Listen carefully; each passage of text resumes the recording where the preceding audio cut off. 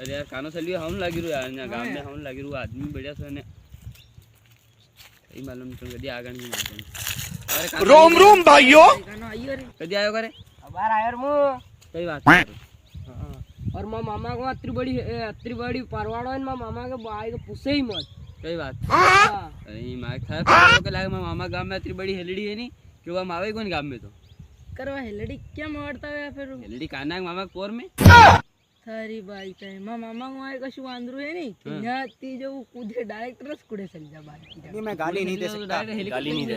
family एकदम तो helicopter में क्रैश कर जो बाई क्या सही बात है ये क्या पक रहे हो मादरचोद कहना मानवा मारी के यार डायरेक्ट कूड़े से लिया नहीं फेंकी वाड़ यार लंबी लंबी तो आप सही सही कही आपके मामा गांव में सुबड़ वाड़ो है तो हम छह गांव आई जगह के तो आप ऐसी लंबी लंबी फेंकी रहा शुरुआत तो आप करी थी फेंकवा की शुरुआत नहीं करता तो मतलब ती कहीं भी फेंकिया करोगा है